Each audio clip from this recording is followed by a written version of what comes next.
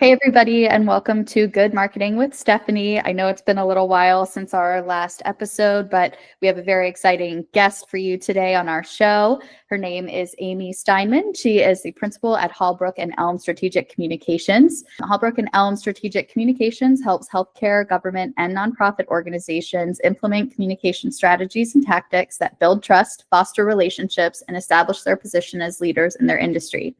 Amy leads Halbrooke Elm as principal, and she has nearly 20 years of healthcare, government, and nonprofit communications expertise, and she is passionate about developing strategies for her clients that help them overcome their communication challenges and demonstrate the value and impact of their work. Welcome, Amy. Yay! Thank you so much for having me, Stephanie, and thank you for that lovely introduction. Of course, yes, we're happy to have you. And, before we get started on our main topic of conversation today, which is PRSA ICON. If you were not able to attend the national conference this year, we are going to talk all about key takeaways, what we thought of the conference, and how we're going to use those strategies for our work in 2026. But before we get started on that, Amy, can you just tell our listeners a little bit more about you and your background, what your agency does, and what you're most passionate about in PR?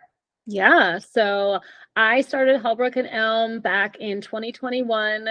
Middle of the pandemic, kind of a crazy time to start a business, but I had just had my first baby and I was just ready to do something a little bit different, needed some more flexibility in my life. And so starting a consultancy was always something that I sort of dreamed of doing, but thought it'd be something that I would do later in life. I don't know what later really meant, but that in 2021, that felt like the best time to get started. And so I've worked in healthcare, government, and nonprofit my entire career. And so I knew that's where I wanted to stay. I love communication strategy. I love content marketing and social media. And so those are really the three areas where I try to help my clients the most. I love writing and storytelling. And so being a consultant has really been a great way for me to do all the things that I love with the types of clients that I love. And so it's been really a great experience, and it's an experience that has allowed me to meet awesome people like you, and go to conferences like ICON and learn lots of great things that I can take back and apply with my work with my clients. So amazing. And also for our listeners or viewers on this podcast, I've actually met Amy technically through the Comms Consultants Network, but you are also on the board of PRSA Richmond, correct? I am the membership chair. This is my, I think, 4th year in a leadership position, but I've been a member of PRSA on and off since I graduated from college. So it's been a long time. And so, yes, I was so excited when you said you were joining our chapter because we are very active and do a lot of great things. Yes, absolutely. I'm excited to be part of the chapter. But yeah, Amy, we're super excited to have you on. And I'll tell you guys, Amy does it all. She has her own business. She's on the board for PRSA Richmond. She does 5 a.m. workout classes. She's a mom. She hosts a book club. I mean, Amy can do it all. So she is a great person to learn from. And so obviously, being part of PRSA Richmond and being in a leadership position, you had to go to the national conference for PRSA this year. And I also happened to be there. So we got to connect at that conference as well. And, the first thing I would love to know, and for any of our listeners who were not there, is what were your overall impressions of the conference this year? Have you been there before? And what did you really like about the conference this year? So this was my very first ever PRSA ICON. So I was really excited. It was in DC, so close to home. And I didn't really know what to expect. I have been to large communication conferences before, and particularly as an independent consultant, independent practitioner, oftentimes I find the content just really doesn't resonate with me. For example, with like healthcare communication, a lot of time it's focused on like hospital systems. And I do work in healthcare, but not necessarily with hospital systems. And so sometimes it's just, you never know what you were going to get. And to be honest, when I looked at the agenda, I wasn't sure, but I was pleasantly surprised. I really enjoyed not only the keynote speakers, but the breakout sessions were really good. You could really tell they put in a lot of thought, who their speakers were going to be. The content was great. And save for about 1 or 2 sessions, I was able to go and have some takeaways to bring back with me from almost every session. So overall, I was very impressed and really excited that I got to go, and trying to plan how I can make it to Orlando next year for the 2026 conference. Yeah, absolutely. I agree with that completely. It was also my first time going to the national conference for PRSA. And I shared, the same concerns that you had, being that I have a small agency, right? And when you think about PRSA ICON, you're thinking, okay, it's probably going to draw people from all the biggest agencies in the country or potentially in the world. The speakers are going to be really, really good and really, really qualified. But are they going to say things that resonate with me, my everyday work, my day-to-day interactions with my clients? Is it going to be a fit? And I agree. I really felt that a lot of the sessions I attended were relevant to me. And I left the sessions that I attended with some kind of little spark or inspiration that I wanted to bring back to my work with my clients, and that I feel that I'm already doing. A good example would be I attended a session from Full Intel from James Rubeck. He's, I believe he's like the director of product or something like that. And if James listens to this, I apologize if I got the title wrong. But a lot of his presentation was about using different tools for like risk management, for example, like reputational risk. And I thought that was very interesting, especially for, some of my clients that are larger, that are working, with investors that have a lot of different stakeholders, and thinking about how to better manage reputational risk for them, have a better, clear understanding of the issues and who the voices are on those issues. And it was just really, really interesting. So I think it's a good example of how you can take things from that conference that, might in other scenarios seem a little bit over your head or not really relevant in day to day, but seeing how you can apply those with your clients. And I really liked that. And, I'm curious for you, what some of your key takeaways were. I know you did a breakdown on your LinkedIn recently, and we can certainly include that in our show notes. But I would love to just hear from you and chat with you about some of those takeaways that you had from the conference. Yeah. So I would say my first takeaway is that storytelling still matters. And we heard that from the opening keynote with Lauren Graham, the ultimate storyteller. We heard it all throughout the breakout sessions. And I think for someone like me who works with healthcare and government and nonprofit clients, I think that role is more important than ever, the storytelling and building the trust. We're navigating a lot of changes right now, not only in policy and funding and leadership. And so that just really stood out to me as something that we need to continue doing, is telling those stories. Mm-hmm. Yeah.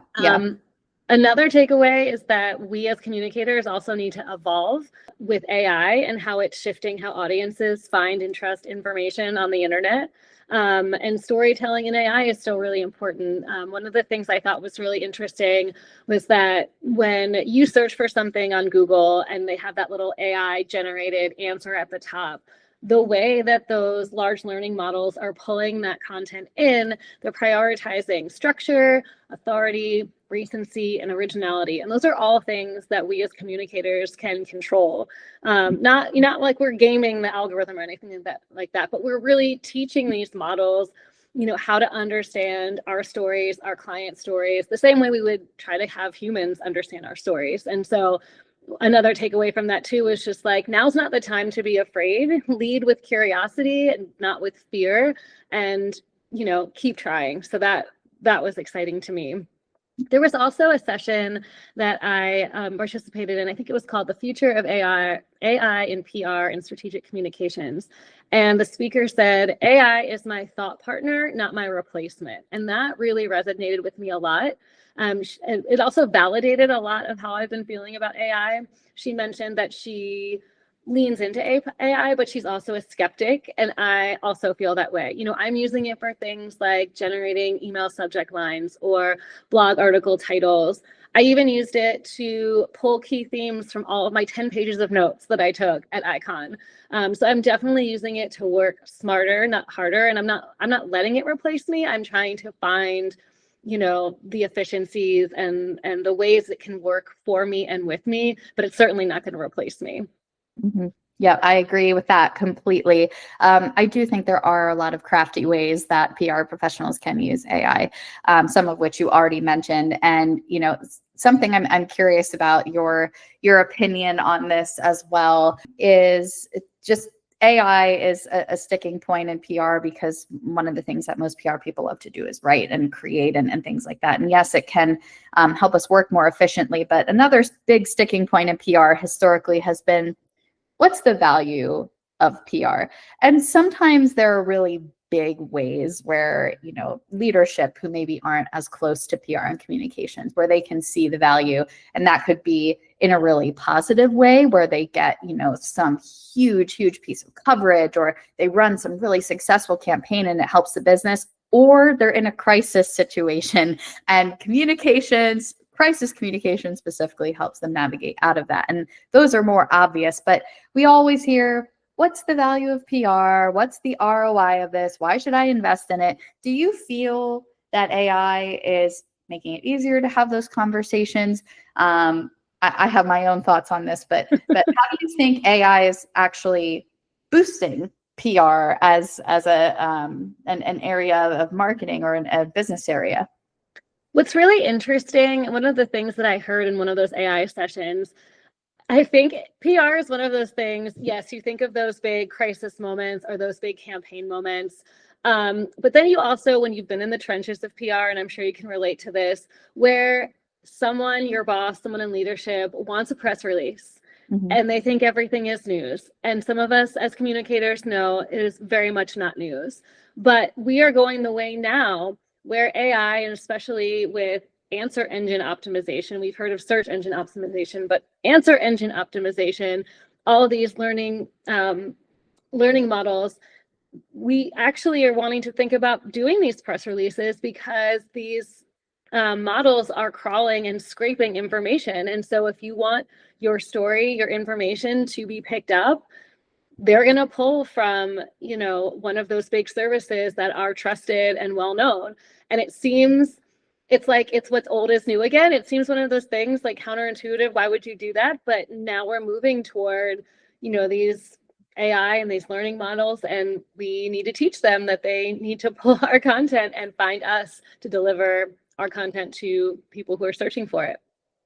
Yeah, absolutely agree with that. And there's so many ways that we can do that, right? Like I think, typically, as people who don't know that much about PR, they think about, your classic press release and, putting that out there. And sure, AI, search engines can look into that. They could pull information from your press release, especially if it, gets a lot of pickup. But at the same time, there's so many different channels that we as PR professionals can use to get our message out there. Our owned channels. Yes, exactly. All of our own channels. Whereas maybe before it wouldn't have been as high of a priority to have press releases published on the website, to have a functional newsroom, to be creating insightful and timely content versus content that was just geared to help with your search rankings, right? Right. So in a way, I kind of feel, and maybe you don't agree, maybe other people wouldn't agree with this, and maybe you do, and maybe some people would. In a way, I just felt that PR did take kind of a back seat there for a while as digital marketing really rose to the forefront, and it was becoming very easy to track everything, to not game necessarily, but SEO being a very, very tactical thing versus PR, where in many ways PR is more not abstract, but it's harder to measure necessarily the specific impact. And I know there are many metrics that we can use, but at the end of the day, PR is more of an awareness or consideration motion than it is a lead gen or specifically revenue generating motion. Yep. So it's just influence revenue. And I kind of appreciate that now we're seeing the pendulum swing back, like you said, what's old is new again, and PR is as relevant as ever. Not that it ever wasn't relevant, right. But now people are recognizing how important it is. And I think the brands that have done the groundwork before, that had invested in PR before, are going to have an easier time rising to the top of those results because they already had put that work in. It's not just, oh, well, AI search is generating these results, so we better start doing PR. You know what I mean? For sure. So it's just interesting to see how that has evolved. And, I could ask, where do you think it's going to go from here? I know you're not an AI expert, right? But just for PR and the ways that you've been using it, I mean, do you see it being an asset to your business? And, do you think it, how do you think AI could grow and help you continue to grow your business?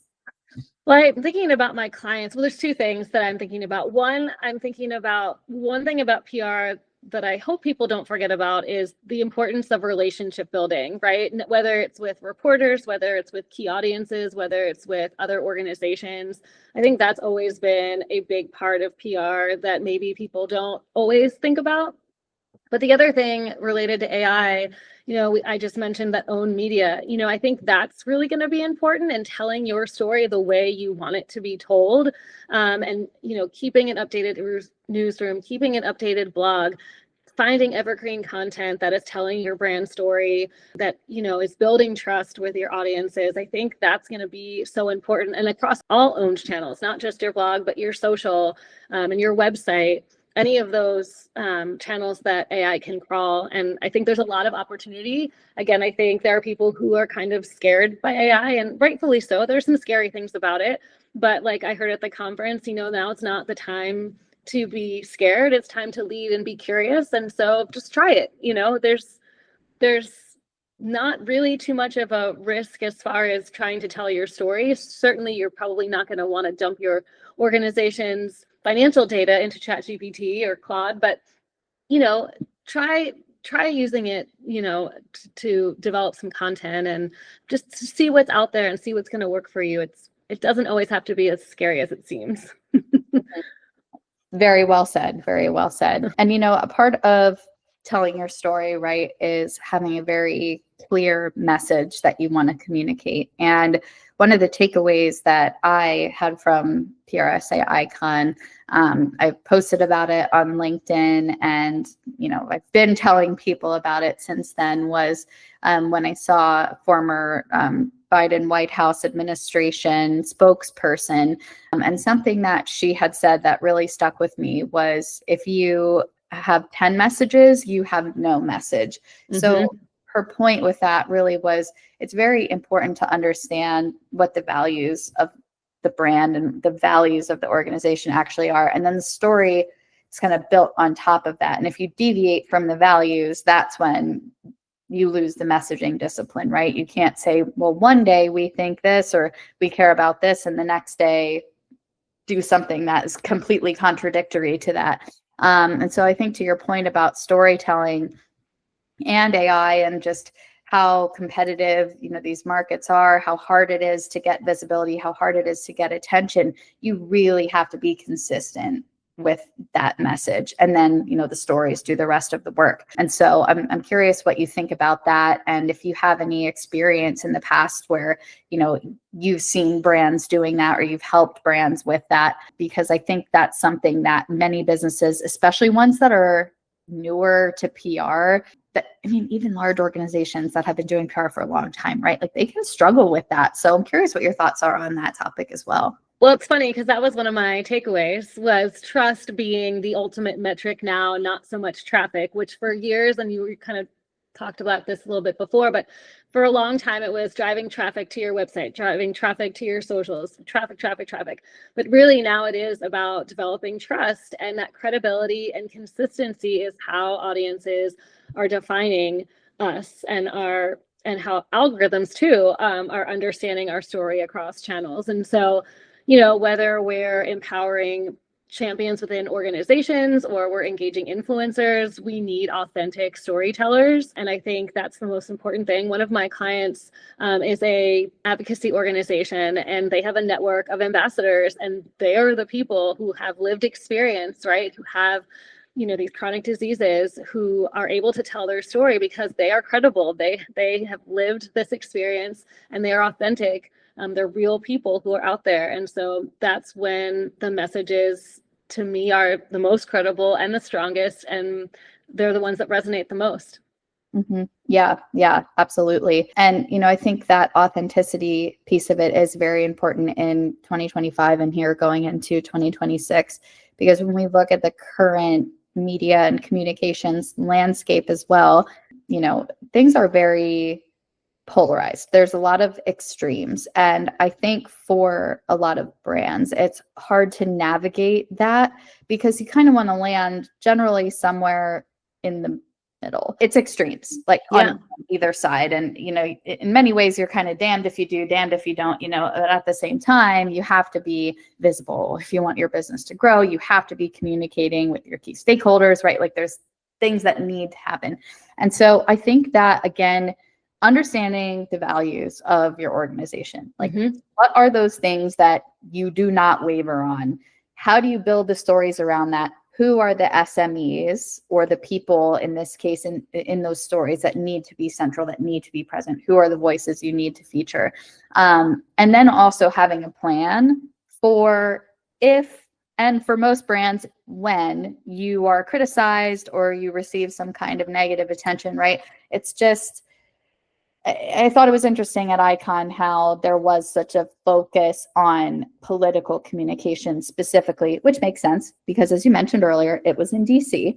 So there were a lot of political communications experts involved in the conversation. And I think that, it might be easy for, some brands to look at that and say, well, that's about politics. It's not really relevant to me. But it is, right? Because politics and the way political communications have evolved is really driving a lot of the way people engage with brands too. So I think there's a learning in there as well. And I'm curious what you think about that. I know you already mentioned, right? Authenticity is very important. But if you had any additional thoughts on that, just because I noticed that was a definite theme of the conference this year. So, well, one thing I thought was interesting, I think it was my last session that I attended. It was former White House speechwriter Stephen Kelly. And one of the things that he reminded us is that people aren't listening to us as much as we think they are. And so by the time you have delivered your message 100 times, there are so many people who are hearing it for the first time. And so his recommendation was, don't run away from your best stuff.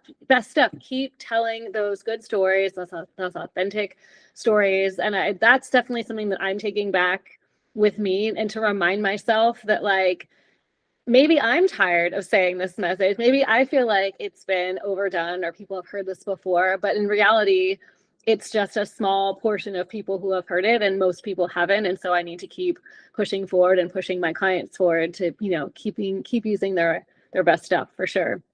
And from a practical standpoint with that, I'm curious if he shared any tips for actually tracking that sort of thing. And I certainly have ideas about how, clients could do something like that, how to measure whether or not the messaging is actually sinking in for people, how long it's taken for them to get a hold of that message, because I think we actually are able to quantify that as well, that could go a long way. So I'm curious if you shared any tips, and if not, if you have any thoughts on that.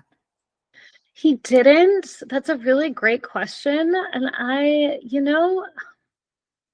really have to think about that more, but that's a really good point. I'm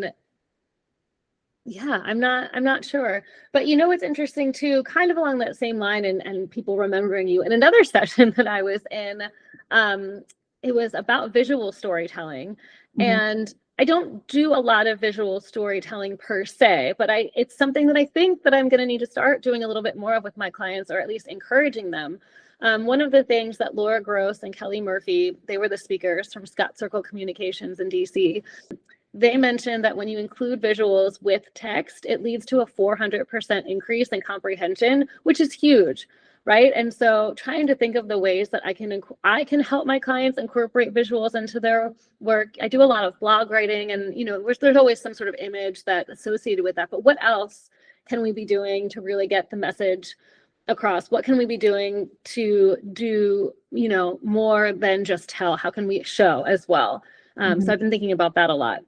Yeah, that's such a great point. And I think, I think this is kind of where that crossover between maybe what we traditionally think of as like digital marketing and what we traditionally think of as PR or communication, that overlap, because you can certainly test that, right? You can publish similar content in just text format, but you can also publish it in video format and see which version of that gets more engagement, which version keeps people engage longer specifically, and which helps them retain the message better. Yep. And part of the reason why you hire communications professionals, right, is because it takes communication to find out whether those messages are actually being retained, right? You have to talk to people. So if your audience, for example, is investors, you need to talk to investors and find out what they know about your brand. How did they find out? Well, I mean, they probably know about your brand if they're investors. You know what I mean? Like, are they retaining the message? What are they taking away from the content that you're putting out? What do they think about you? It's the same with your customers. It's the same with your partners. It's the same with people in your community, your employees. There's all these different stakeholder groups. And the best way to find out if your message is getting through to them is to talk to them. Ask them. Yes, exactly. So I do think that there is a practical, actionable way to do that. And so, these insights from the conference are great because it sparks ideas of new ways to sort of quantify the impact of PR. So the repetition is important, and you're right, like that sort of disaggregated media landscape. That's what I heard in that session with James. That's what you were hearing, right? It's just the media landscape is so fragmented. It's all over the place. And yet, like I said, there's all these extremes happening. So as communications professionals, it's very hard to navigate. But I think for your clients, right, it's understanding in what format and where and for whom is that content resonating most. Yep. Yeah. This landscape's definitely keeping us on our toes, right? Because the other thing too is what works for one audience or for one client isn't necessarily going to work for another audience or another client. And so I think that's the other value that we bring as communicators and PR people is understanding that difference and understanding how to shift messaging. How you're going to talk to a nonprofit donor is way different than you're going to talk to, for example, a healthcare patient or talking about public policy. Like, it's just, they're so different. And so being able to understand what messages resonate and what those audiences need to hear and being able to have two completely different messages is something that I think people don't always think about when they think about the value of communicators. Oh, absolutely.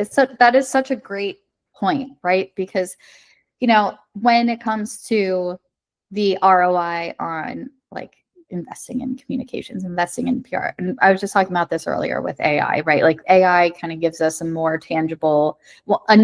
more tangible metric. But what you're saying is that sort of intangible piece of it, the relationships, right? Understanding other people, understanding how they think, what they need to know, what they want to know, what motivates them. These are all things that are so important, and it's really essential as well to have people that have that kind of expertise in those verticals that can advise you on that. And when it comes to hiring an agency, you're a consultant, I'm a consultant. I think being really agile is super important. Yes. Because to that point about everything being very fragmented, audiences all being very different, messages being different, formats being different, you have to be able to respond and react to that quickly. And, I've definitely seen examples of other agencies where they're not agile. They're not able to adapt. They're not really willing to try new formats. It's kind of just doing what always worked, but what always worked isn't working anymore. Work now. Yeah, exactly. So we really have to be open to trying new things, and our clients have to be open too. But of course, it's our job to bring justification for doing that. So it's really helpful to go to these conferences and hear these very, very established, very, like high ranking, well-known people sharing these messages that we can then take back to our I think it's also so validating too to hear, because some of the information that I heard, it's not that I didn't know, right? Or, but just hearing it from someone else in a different context, sometimes just it's that validation that you need to say to yourself, like, yes, I know what I'm doing. That's exactly what I would have done in this situation. It's just, sometimes you just, that motivation, that validation, then to go back to your clients and say like, hey, we've got this and we're going to make it happen for you. And, here's what I learned, and we're going to apply it, and we're going to just keep going. Yep, absolutely. Yeah. And Amy, I just want to ask, and this can be related to PRSA or not. When you think about 2026 for you, what are you most excited about? What's the biggest opportunity? And then also, what do you think is the biggest challenge that's going to be facing communicators in 2026? Oh man. I think the biggest challenge just in general is things are constantly changing. Leadership is changing, policies are changing, whether you work in, business or healthcare, things are just constantly changing and it's a moving target. And I think just staying informed and knowing your audience and knowing your clients' goals and their values, like we talked about, are just going to be the most important thing. What am I excited about for 2026? I love the start of a new year. I just always think that there's opportunity, not only to work with new clients and work on new projects, but something I'm excited about personally as PRSA board member is the 2026 Virginia PR Awards. I am the chair of the awards this year. And so, being able to lead the planning of that event and honoring all of the work of PR professionals and communicators in Virginia is so exciting. And I can't wait to see, who wins and how much fun we have celebrating our hard work, because we all do work really hard. Amazing. I love that. And yeah, I mean, you heard it here. If you are in healthcare, government, nonprofit, and you need help with communications or PR, Amy is here. So please reach out to her if you're looking to do something new in 2026, because I'm sure she would love to connect with you. And Amy, for our listeners of Good Marketing with Stephanie, can you tell them where they can find you online, on social media, so they can give you a follow after this conversation? Sure. So my website, halbrookeandelm.com. I'm also on Instagram, at Halbrooke and Elm. And then on LinkedIn, you can either find me, Amy Steinmann, or my business, Halbrooke and Elm. We have both pages. And yes, I would love to connect, love to chat, not only about potential work, but also I love connecting with people just like you. And Stephanie, I'm so grateful and thankful that you had me on today and really appreciate the opportunity to just chat with you. Of course. Yes. Thank you so much for being on the show. And to everybody who listens or watches Good Marketing with Stephanie, thank you for being our listeners. Super excited to have you here and, to be a part of this conversation with us. And until next time, thank you guys. Thanks, Stephanie.